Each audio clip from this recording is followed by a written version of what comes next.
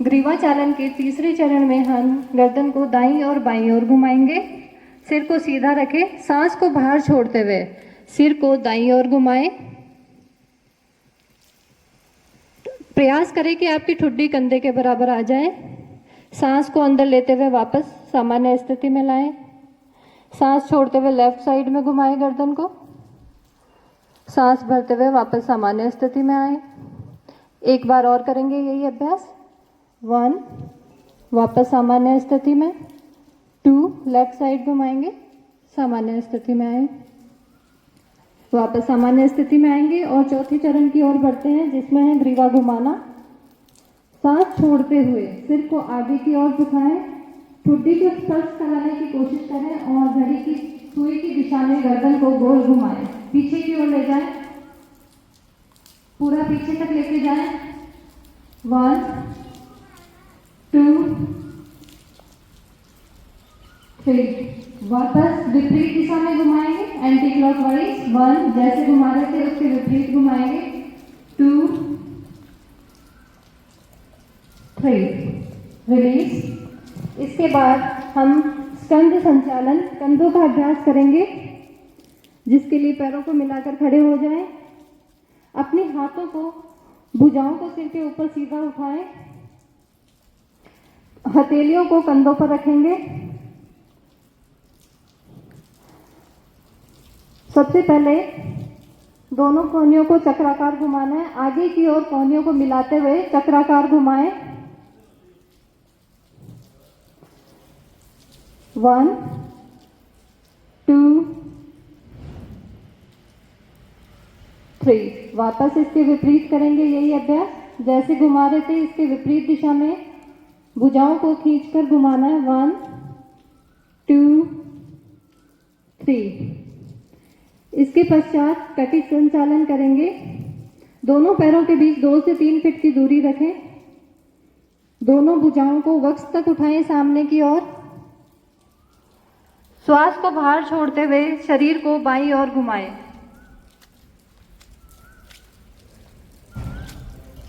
श्वास भरते हुए सामान्य स्थिति में आए। श्वास को छोड़ते हुए शरीर को दाईं ओर घुमाएं, जिससे आपके बाएं हाथ की हथेली दाएं कंधे को छुए। एक बार सभी देख ले सामने। श्वास को बाहर छोड़ते हुए शरीर को दाईं ओर घुमाएं, जिससे कि बाएं हथेली दाएं कंधे को छुए। जितना पीछे जा सकते हैं अपने पीछे के हाथ को देखते हुए उतना पीछे की ओर जाएं। श्वास को अंदर लेते हुए वापस सामान्य स्थिति में आ जाएं। यह अभ्यास 2 बार करेंगे। श्वास छोड़ते हुए लेफ्ट साइड में पीछे के हाथ को देखते हुए जाना है, वापस सामान्य स्थिति में आए। श्वास भरते हुए यही अभ्यास लेफ्ट साइड में वापस करेंगे। अपने पीछे के हाथ को देखते हुए जाएं। श्वास भरते हुए वापस सामान्य स्थिति में आए। इसके पश्चात रिलीज, सामान्य स्थिति में आ जाए। पैरों को आपस में मिला लें। इसके पश्चात घुटना संचालन करेंगे। हाथों को कंधों के बराबर सामने की ओर उठाएं, हथेलियां जमीन की ओर रहेगी। सांस छोड़ते हुए घुटनों को मोड़ें और अपने शरीर को बैठने की स्थिति में लाएं। जितना नीचे आप घुटनों को मोड़ते हुए बैठ सकते हैं उतना बैठें। श्वास भरते हुए वापस ऊपर आ जाएं।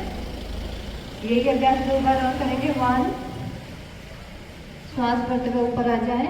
एक बार और श्वास छोड़ते हुए नीचे की ओर, श्वास भरते हुए ऊपर की ओर। घुटनों के लिए ये बहुत अच्छा आसन है, पर जिनको आर्थराइटिस और बहुत ज्यादा दर्द रहता है, गंभीर दर्द, उनको इस अभ्यास से बचना चाहिए। संचालन क्रियाओं के बाद हम योगासन की तरफ बढ़ते हैं, जिसमें सबसे पहले हम ताड़ासन का अभ्यास करेंगे। पैरों के बल खड़े हो जाएं। दोनों पैरों के बीच कंधों के बराबर गैप रखें। दोनों हाथों की उंगलियों को आपस में मिलाएं और हथेलियों को बाहर की ओर खींचते हुए श्वास को शरीर के अंदर ग्रहण करें। श्वास भरें और ऊपर की ओर कंधों के एक सिद्ध में लेके आए। ऊपर की ओर जितना खींच सकते हैं अपनी बॉडी को उतना ऊपर खींच के रखें। यह अभ्यास 1, 2, रोक के रखेंगे, अपनी एड़ियां उठा कर रखनी है। 2, 3, 4, 5, वापस सामान्य स्थिति में आ जाएंगे। इसके पश्चात वृक्षासन करेंगे। वही कंधों के बराबर पैरों में गैप रखेंगे। अपना ध्यान किसी एक बिंदु पर केंद्रित कर लें, क्योंकि इस आसन में ध्यान का होना बहुत जरूरी है। अब श्वास को बाहर छोड़कर अपने दाएं पैर को मोड़े और अपने पंजे को बाएं पैर की जंघा पर रखें। एक बिंदु पर ध्यान फोकस करेंगे तभी ये बैलेंस बन पाएगा। अपने हाथों को ऊपर की ओर उठाएं। 1 2 3 4 5। वापस सामान्य स्थिति में आएंगे। यही अभ्यास दूसरे पैर से करेंगे। अपने लेफ्ट पैर को उठाना है मोड़ते हुए, पंजे को राइट पैर की जंघा पर रखेंगे।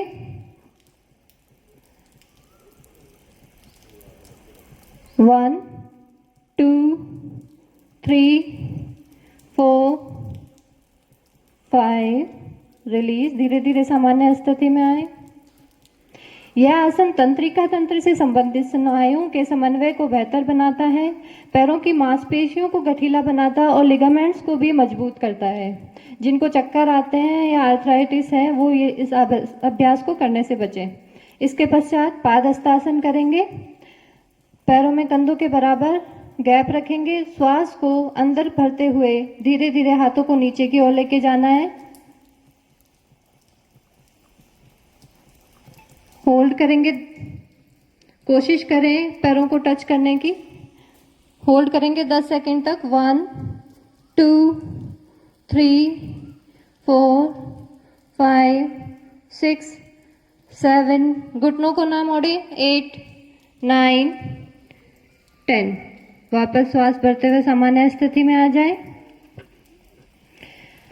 यह अभ्यास मेरुदंड को लचीला बनाता है, जठराग्नि को प्रदीप्त करता है, कब्ज तथा मासिक धर्म से संबंधित समस्याओं से बचाता है। इसके पश्चात अर्धचक्रासन करेंगे। अर्धचक्रासन में दोनों हाथों की सभी उंगलियों को कमर के पीछे की ओर लगाएं। सर को पीछे की ओर झुकाते हुए ग्रीवा की मांसपेशियों को खींचे। सबसे पहले गर्दन पीछे की ओर लेके जाएंगे, फिर श्वास अंदर भरते हुए कमर से पीछे की ओर झुकना है। सामान्य स्थिति में 10 सेकंड तक रोकेंगे। 1। इसी स्थिति में 2 3 4 5 6 7 8 9 10। श्वास भरते हुए वापस सामान्य स्थिति में आ जाए। यह अभ्यास मेरुदंड को लचीला बनाता है तथा मेरुदंड से संबंधित नाड़ियों को भी मजबूत करता है, गर्दन की सभी मांसपेशियों को मजबूत बनाता है तथा श्वसन क्षमता भी बढ़ाता है। इसके पश्चात त्रिकोणासन करेंगे। त्रिकोणासन के अभ्यास के समय दोनों पैरों को फैलाकर आराम से खड़ा हो जाएं। जितना पैरों में गैप रख सकते हैं उतना गैप रखें। दोनों हाथों को समानांतर तक धीरे धीरे उठाएं। श्वास को धीरे धीरे बाहर छोड़ते हुए दाईं तरफ झुकें। दाईं तरफ झुकेंगे श्वास छोड़ते हुए। अपने बाएं हाथ की हथेली को सामने की ओर रखेंगे और गर्दन ऊपर बाएं हाथ की हथेली की तरफ रहेगी। गर्दन से अपने बाएं हाथ की हथेली को देखना है। इसी अभ्यास में 10 सेकंड तक होल्ड करेंगे। 1 2 3 4 5 6 7 8 9 10। रिलीज। वापस सामान्य स्थिति में आ जाएं। यही अभ्यास दाएं तरफ भी करेंगे। अपने पैरों में गैप रखें, जितना हो सके संभव उतना गैप रखें। श्वास छोड़ दोनों हाथों को कंधों के बराबर उठाएं। श्वास छोड़ते हुए दाईं ओर झुकेंगे। 1 2 3 4 5 6 7। कार्य क्षमता भी बढ़ती है। इसके पश्चात सभी बैठ जाएं। बैठकर की जाने वाले आसन करेंगे आप।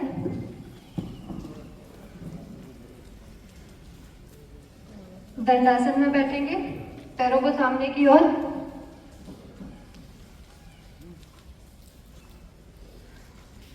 अपने दोनों पैरों को के तलवों को आपस में पास में लाएं। दोनों पैरों के तलवों को पास पास लेके आए। श्वास बाहर छोड़ते हुए पैरों की उंगलियों को हाथों से पकड़कर रख दें। भद्रासन करेंगे, बटरफ्लाई। बाहर छोड़ते हुए पैरों को उंगलियों को हाथों से पकड़कर ढक दे। एड़ियों को मूलाधार के जितना नजदीक हो सके उतना लेके जाएं। इस अवस्था में कुछ देर तक रहना है। अपने घुटनों को जमीन पर टिकाने का प्रयास करें, कमर सीधी रखें, होल्ड कर लेंगे 10 सेकंड तक। 1 2 3 4 5 6 7 8 9 10। वापस दंडासन में आ जाएंगे, सामने की ओर पैर। इसके पश्चात वज्रासन करेंगे, जिसके बारे में सब जानते होंगे कि ये पाचन संबंधी जितनी भी परेशानियां हैं उनसे राहत देता है, और ये एकमात्र अभ्यास है जो हम खाना खाने के बाद भी कर सकते हैं। अपने घुटनों को मोड़ते हुए पीछे की ओर, पंजों को नीचे की ओर, पंजे नीचे रखेंगे, एड़ियों के ऊपर आप बैठेंगे, अपने नितंब एड़ियों पर रहेंगे, दोनों हथेलियां घुटनों पर, कमर सीधी रखते हुए इसी अवस्था में बैठेंगे 10 सेकंड तक। 1 2 3 4 5 6 7 8 9 10। घुटनों को वापस सीधा करते हुए दंडासन स्थिति में ही आए। जिनको पाइल्स है और घुटनों में दर्द है वो ये अभ्यास करने से बचें। इसके पश्चात अर्धउष्ट्रासन में जाएंगे, जिसके लिए आपको वापस वज्रासन की स्थिति में जाना है। दोनों घुटनों को मोड़ते हुए वज्रासन की स्थिति में आए। घुटनों के बल खड़े होना है, घुटनों के ऊपर खड़े होना है। हाथों को कमर पर इस प्रकार रखें कि उंगलियां जमीन की ओर रहें। कोहनियों को कंधों के समानांतर पीछे की ओर खींच के रखें। पहले सिर को पीछे झुकाएंगे, उसके पश्चात श्वास को अंदर भरते हुए कमर से जितना पीछे झुक सकते हैं उतना पीछे की ओर झुकें। यहीं पर होल्ड रखेंगे 10 सेकंड तक। 1, जितना आप सहन कर सकते हैं उतना ही पीछे की ओर जाएं। 2 3 4 5 6 7 8 9 10। धीरे धीरे वापस सामान्य स्थिति में आए। वज्रासन में ही बैठ जाएं, वज्रासन में ही बैठ जाएं। इसके पश्चात उत्तरासन करेंगे, जिसके लिए आपको घुटनों पर खड़े होना है। फिर से घुटने और पंजों के बीच 1 फीट की दूरी रखें। श्वास लेते हुए पीछे की ओर झुकें। पीछे की ओर झुकते हुए गर्दन को झटका न लगे, इस बात का ध्यान रखें। अपने दाहिने हाथ से दाहिनी एड़ी और बाएं हाथ से बाईं एड़ी को पकड़ने का प्रयास करें। जिन लोगों से यह अभ्यास दोनों हाथों से नहीं हो रहा वो एक हाथ से करें। कि कोशिश करें कि एक हाथ ऊपर रहे और एक हाथ से आप पीछे एड़ी को पकड़ लें। इस स्थिति में रहेंगे 10 सेकंड तक। 1 2 3 4 5 6 7 8 9 10। यह आसन दृष्टि दोष में अत्यंत लाभदायक है। यह पीठ और गले के दर्द से आराम दिलाता है। पाचन क्रिया संबंधी समस्याओं के लिए भी यह बहुत लाभदायक है। इसके पश्चात शशकासन करेंगे। दोनों पैरों के घुटनों को एक दूसरे से फैलाएं। घुटनों को सामने की ओर फैलाएंगे। श्वास भरते हुए हाथों को ऊपर की ओर लेके जाएं। श्वास छोड़ते हुए आगे की ओर झुकेंगे। सर को जमीन पर रखने का प्रयास करें। हाथों को आगे की ओर खींच के रखना है। 1, पाँव को नहीं फैलाना, पीछे नितंब आपकी एड़ियों पर टिके रहेंगे। 2 3 4 5 6 7 8 9 10। श्वास भरते हुए वापस सामान्य स्थिति में आ जाएं। यह अभ्यास तनाव, क्रोध आदि को कम करने में सहायक है। यह जनन संबंधी व्याधि और कब्ज से मुक्ति दिलाता है। इसके पश्चात उत्तान मंडूकासन करेंगे। घुटनों को सामने से फैलाएंगे, जितना हो सके घुटनों को सामने से फैलाएं। उसके पश्चात अपने दाहिने हाथ को ऊपर उठाकर हथेली को पीछे की ओर बाएं कंधे पर रखना है। बंद कर देंगे ना, और बाएं हाथ को उठाकर हथेली को दाएं कंधे पे रखना है।